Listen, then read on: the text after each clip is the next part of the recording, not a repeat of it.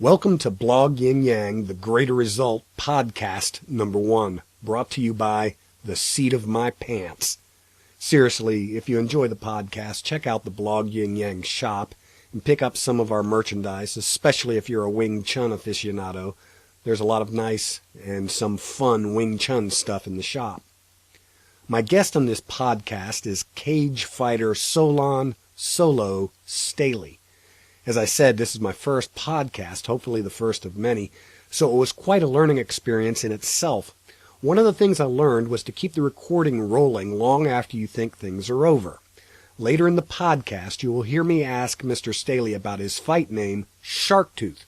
But after we had stopped recording, he told me that he no longer uses that, and now uses only Solo, which makes sense, as that is what the crowds always shout.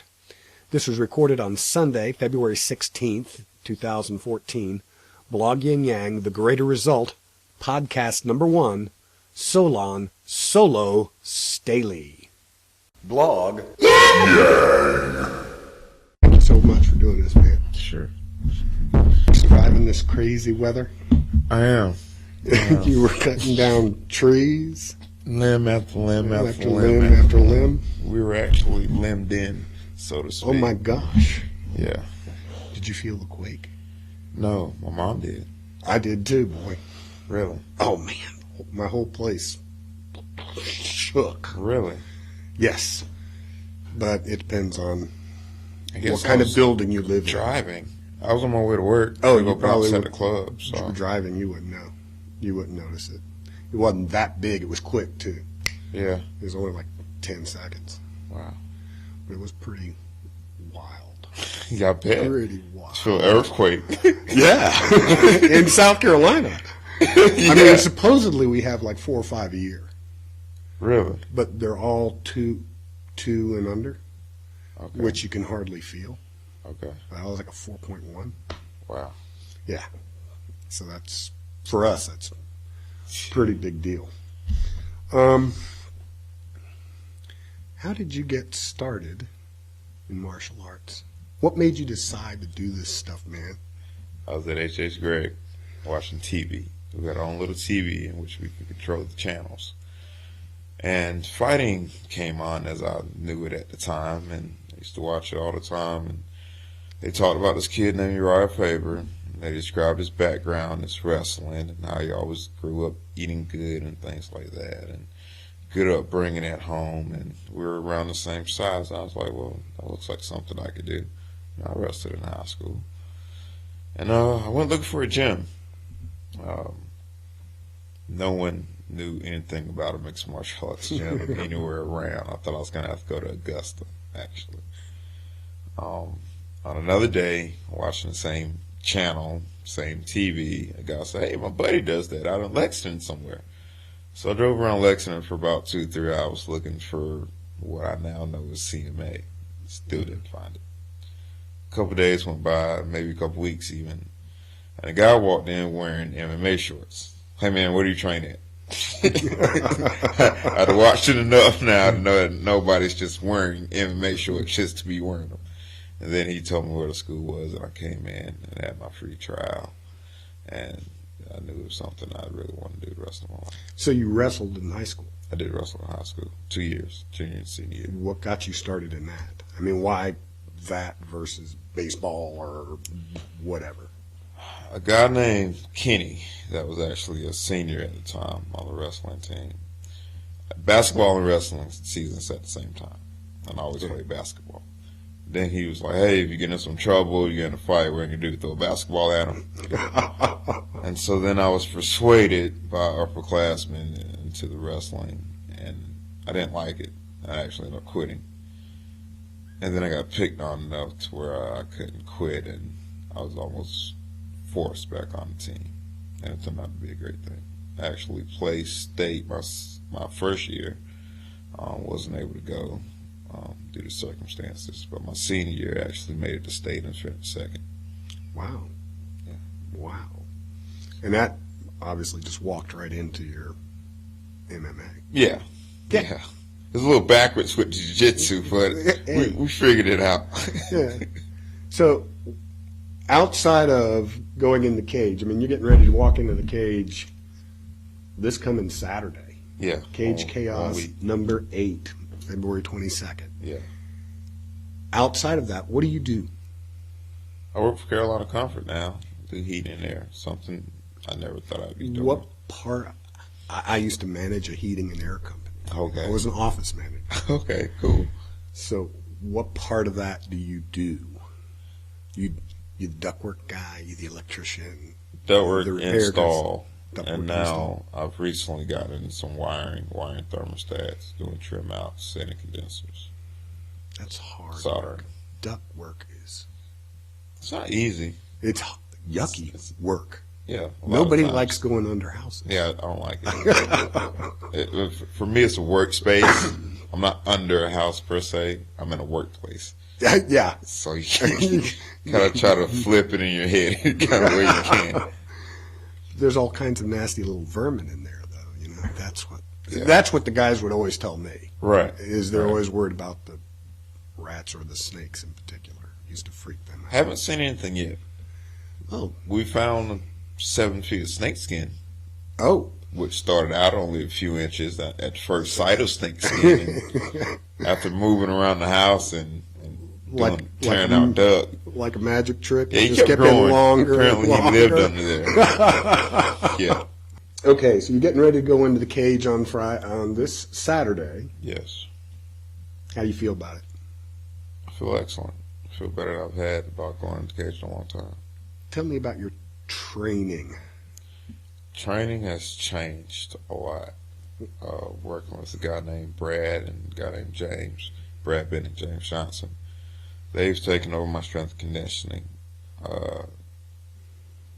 They assessed me, figured out what body parts were moving incorrectly, what was working good, or what wasn't working as it should.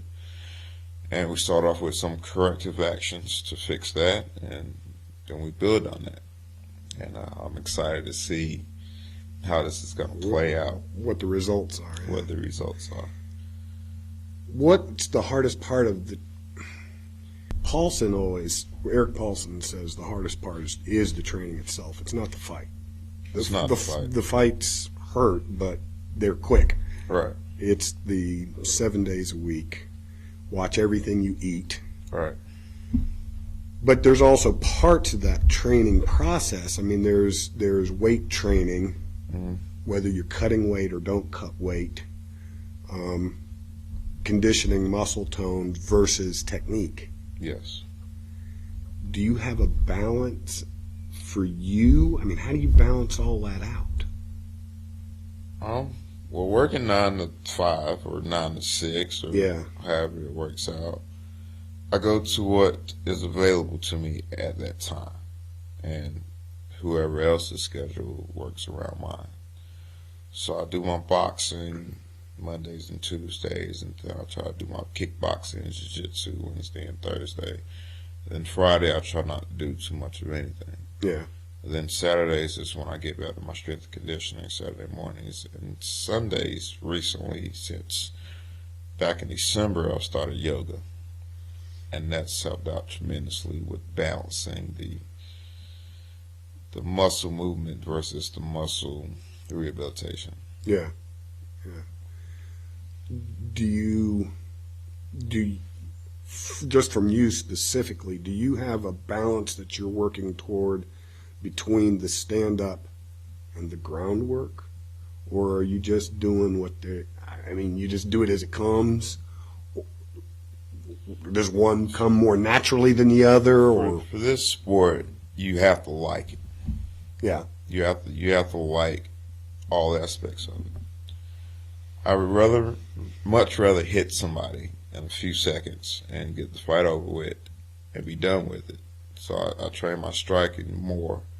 I used to have an interest in boxing, just watching it. I always thought it was cool to be able to box. Yeah. And me being able to learn boxing, I've taken more of a precedent to that than the ground game. But my wrestling and my strength helps a lot with the ground game. So I'm finding a balance on both ends. I'm happy either way it goes. I really am. Okay. Where did Shark Tooth come from?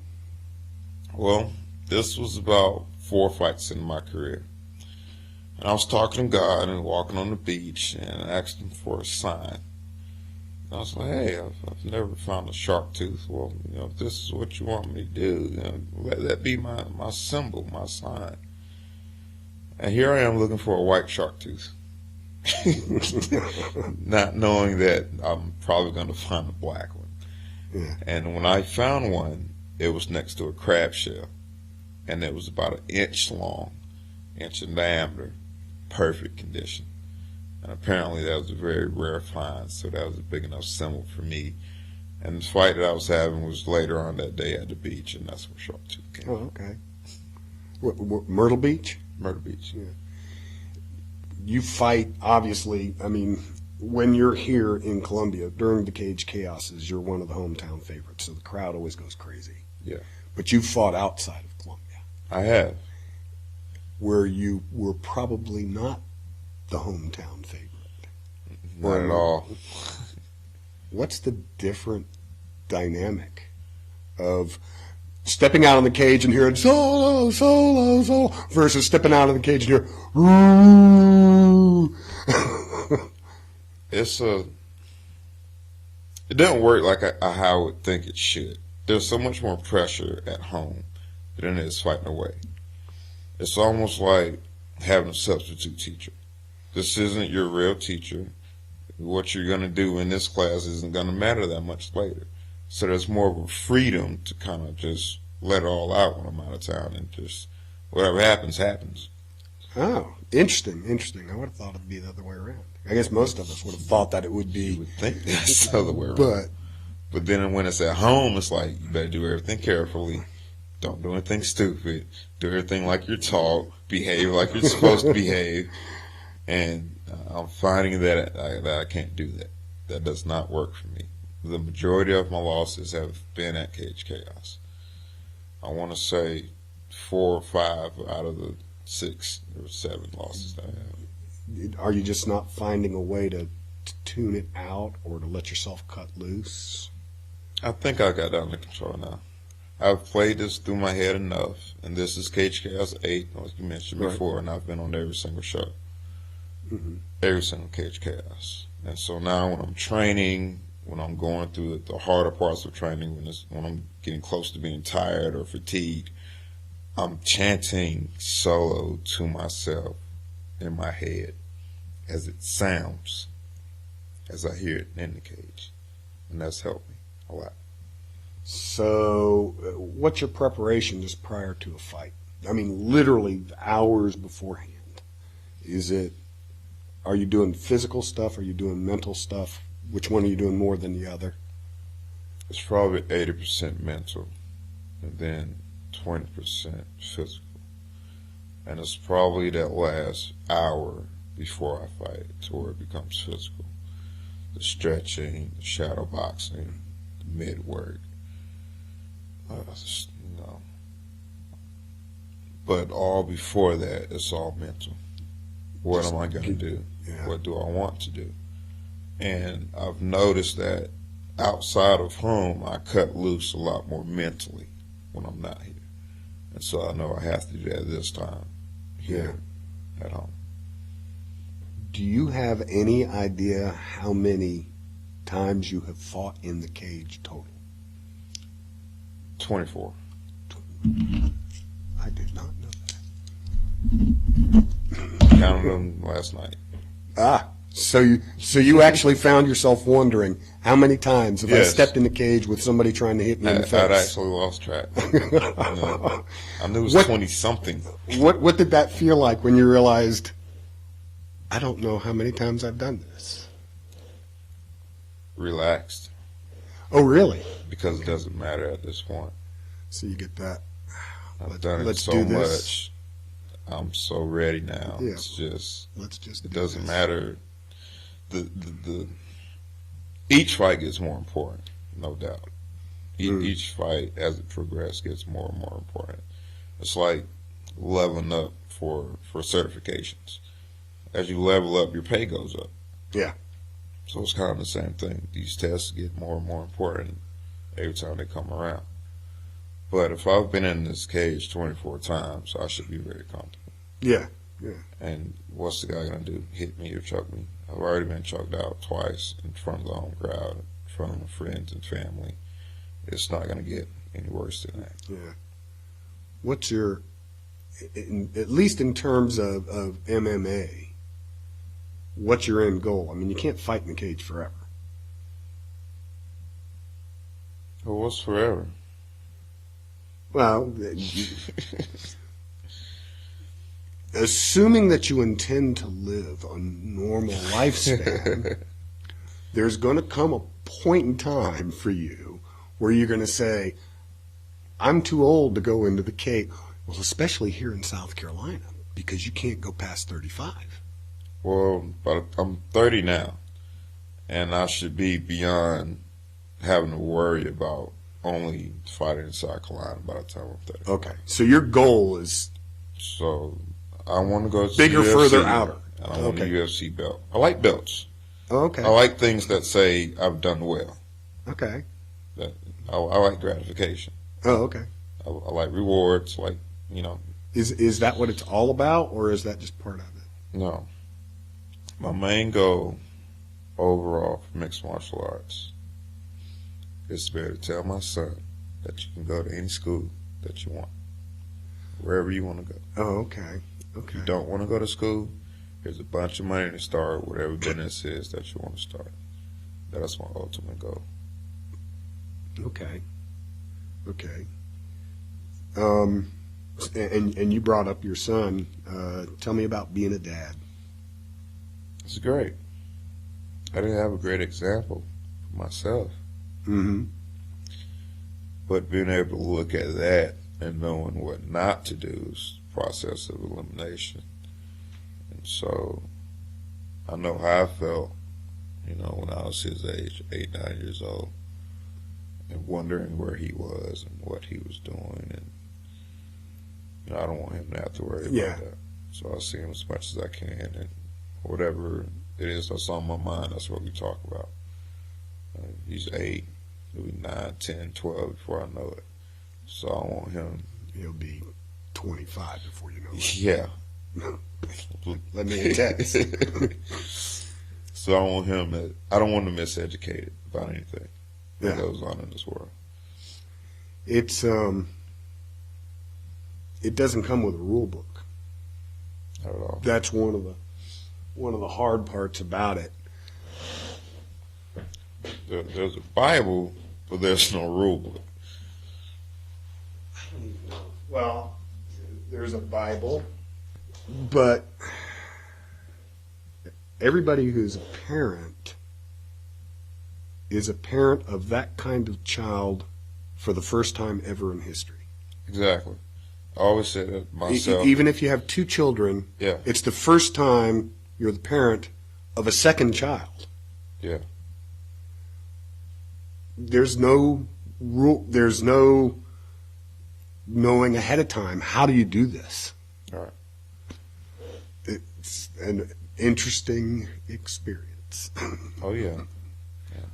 That's when I realized that. I used to think, you know, as early as a kid that, you know, your parents know everything. Every time you ask them something, they have an answer for you. And then when I got a little bit older around high school, I was like, this is the first time my mom's raised a teenager. She doesn't know everything. And then I got a little big-headed in between there, but you know, I realized that there's a compromise there also. Yeah. I have to help her help me. I think all teenagers get a little big-headed. I think it's in our DNA. There's the hormones trip. Yeah. And all of a sudden they know everything and nobody else knows anything. And you can't tell me what to do. It's like, but we've been there, son. Trust me. Where you going ain't going to work. I know. I tried it. Well, for boys, I think football helps a lot. There's Really? so much to learn in football. Our coaches always talked about never letting your shield down, never showing your opponent that you're hurt, knowing what to do against adversity. You know, you always fight to the end. You just keep going. There's always something to learn. Do you think it's the team aspect of football or just the having to push through? Having to push through and having coaches being able to tell you how to push through correctly. And then learning that together as a team helps a lot also. Because, see, I never did the football thing. I did, barely did Little League baseball. Being very much a nerd, very uncoordinated. I was in the band. Yeah. So while you guys were out there smashing heads together, I was up in the stands. Yeah. And there are different, it's two different perspectives. Now, both of them are team Yes. things. Very true.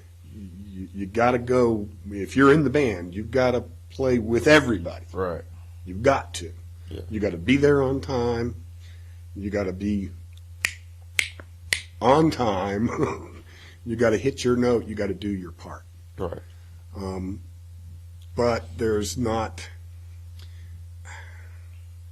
from an outsider's experience, there wasn't as much go, push, drive, the sense that you had to beat the other guy.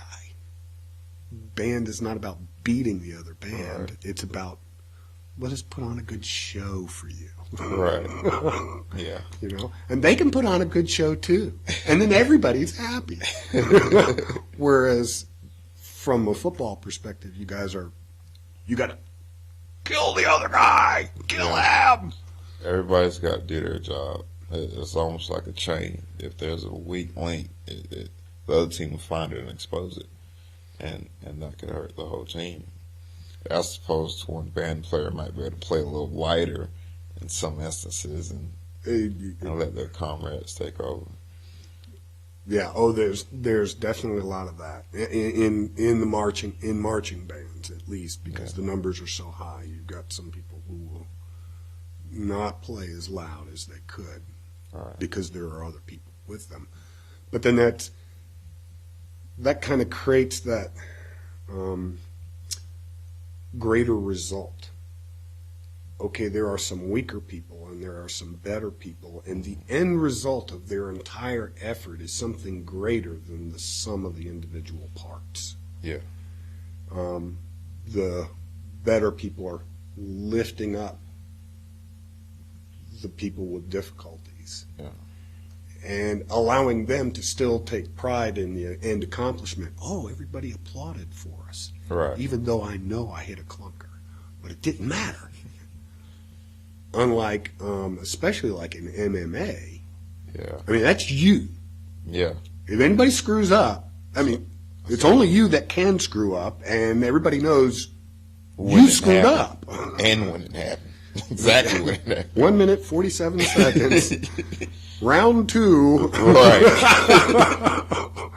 Which, that's tougher. I'm not saying either's right or wrong. I'm just saying that's got to be, that kind of goes to, you were talking about the home crowd pressure. Mm-hmm. Yeah. Nobody's looking at the other guy.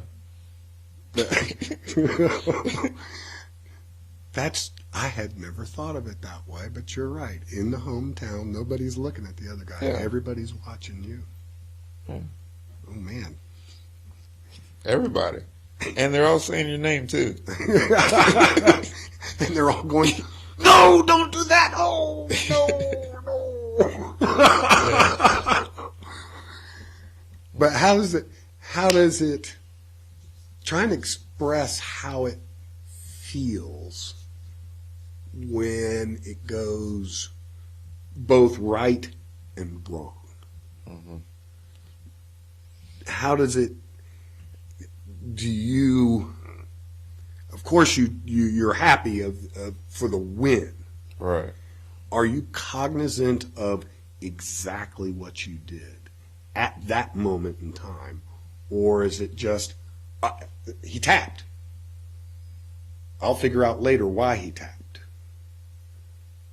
You know what I'm saying? Do you get overwhelmed at that point?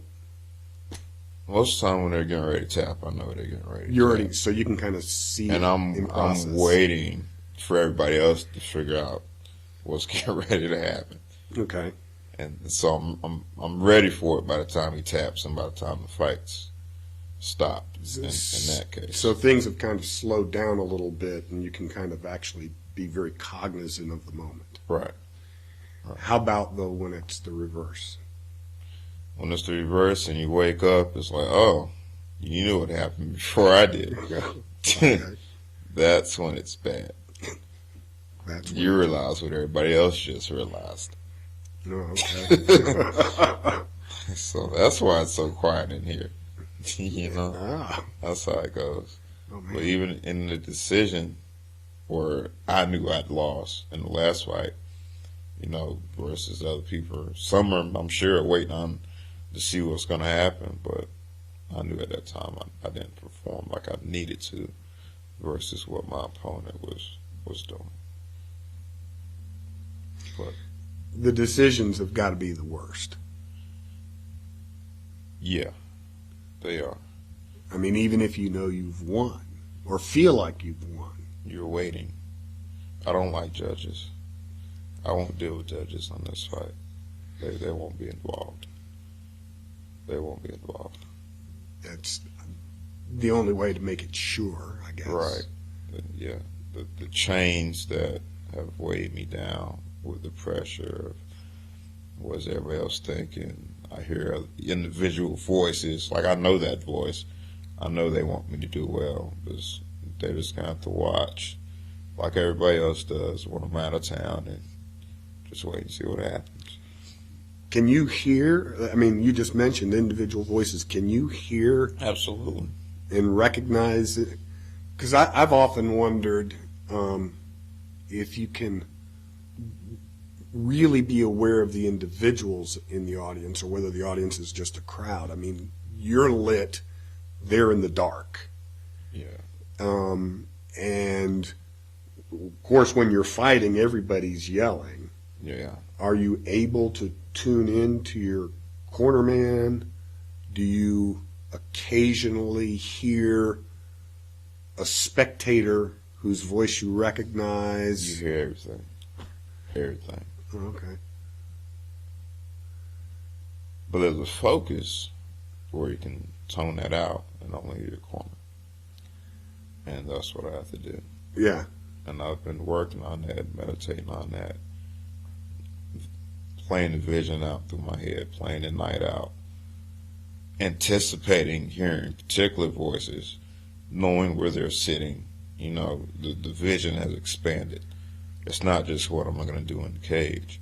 It's what I'm going to do in the cage and what else is going on around me. We were in yoga one day, and this is where I kind of figured this out. That focus isn't necessarily tuning everything else out. It's being aware of everything that's going on and still being able to focus on your part. We were doing a more difficult pose, so to speak, in yoga. And the instructor asked, how many times did the train blow its horn? And it's like, what train? I didn't hear a train. I was worried about my leg snapping, you know? So it's anticipating those voices, knowing that you're going to hear them, knowing where they're coming from. I know where my Carolina Comfort people are going to be sitting. I know where my buddies are going to be sitting. And I know where my corners are going to be at. So now it's just listening for my corners from that direction and playing that entire vision out in my head. Because the cage is an octagon, virtually round. Yeah. Unlike a boxing ring with a strange set of names. The boxing ring is square, the cage is almost round. Yeah. Do you lose sight, or not sight, but do you at times find yourself not knowing exactly where you are? No. So you're able to keep that these guys are my corner men. Yes. Even though corner is a stupid word because there's no corner. And those guys are his corner men. Yeah. Do you use his coaches Absolutely. to your advantage? Absolutely. Absolutely. A lot of times I'll hear them more than I'll hear my corner, because I already have an idea of what my corners are telling me to do. You know, I know what they're expecting of me in particular positions. I know what they're telling me. It's almost like proofreading. You know, I'm skimming. I know it's there. You know, but their corners are oftentimes louder, and I'm listening to see if the fighter is listening to them. And then I just counter off of that. I've even been in fights before at Shaw Air Force Base where I heard the corner say, to watch out for the guillotine. I didn't realize I was in position for it. And then I was like, oh, hey, look, it's there. Thank you. I appreciate that. My corner didn't say, hey, go for the guillotine. Right. So it helps tremendously. Yeah. That's definitely an advantage, especially if they're loud. I like it. Do you have a favorite corner person at this point? A favorite? No. They've been consistent for the most part. John's always in my corner. Sometimes it's Tim. Sometimes it's Damon. I like LJ being in my corner. He provides a balance between him, John, and Damon. There's a very pure balance there. You know, Damon's more passive aggressive. You know, it's instruction, it's technical instruction. As to where LJ is feeding my id side of the brain, telling me what I want to hear. And then Damon tells me how to do it. Oh, okay. So you've got one saying, set up for the Darce, set up for the Darce. You got the other going, you can do this, you can do this. Choke. Yeah. Keep going, go, go, go. Yes.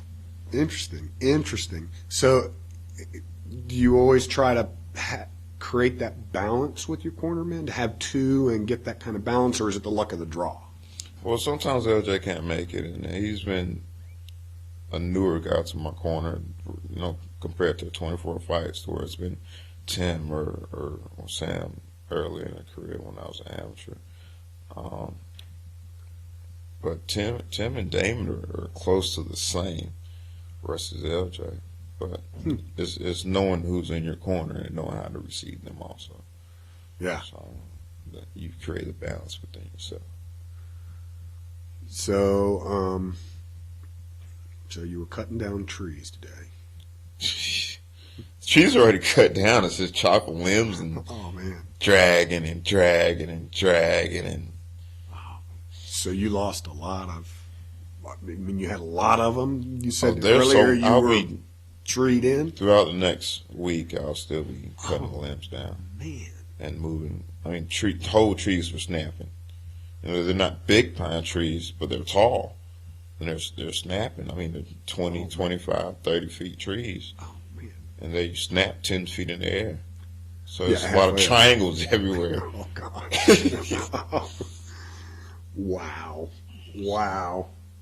Yeah.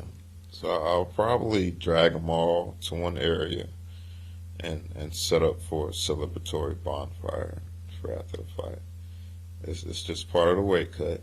I've done it before. I've chopped limbs before to cut weight. But this time they're bigger limbs. I got a bigger axe versus a hatchet. Yeah. So it works itself out. I got weight to cut and I got work to do. How much weight are you cutting? I'll be cutting, between now and the fight, I'll be cutting 10 pounds this week. You feel good about doing that?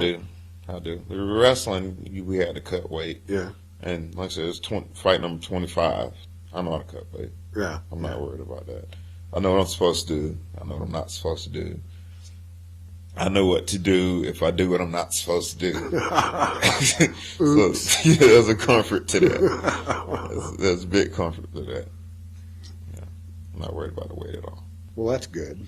Good not to be worried about it, at least. Yeah. And my opponent, he's coming up from 125. So he's trying to gain. Yeah. I was looking at the record, he's fought at 35 before, and I think he's even fought at 45 before. But coming up from 125, I should have a size advantage. I'm pretty sure of that. Oh, well, yeah. I mean, if you're cutting and he's trying to gain, gaining has got to be... It's more difficult, I believe, to do it correctly. to do it correctly and to be able to use it. Of course, I've never been in the cage, and I have a different view of cutting weight and whether people should or should not. I'm not going to get into that much, but everybody has a kind of yearly cycle of weight gain and loss. Wintertime, everybody puts on a few pounds. Summertime, everybody takes off a few pounds. Not necessarily intentionally, it just happens. And I know I'm stronger in the winter, but I'm also slower. Okay. And in the summer, when I'm a little bit lighter, I am much faster. Yeah. And I actually have more accuracy, but I'm weak, very weak. There's no weight behind anything. Okay. And that's me. Obviously, guys like you that go into the ring, do you even consider the change in strength, weight? No. It just feels natural. You're right, because the sport's year round. Yeah. And when I started fighting, I started training in May, and I fought in October. So I've experienced that change in weather throughout learning to fight. And I think it's just an adjustment. You know it's wintertime, you know it's summertime, but you train the same. Well, but I mean, like when you're going to cut 10 pounds, will you feel as strong as when you're 10 pounds heavier? That goes back to the training camp.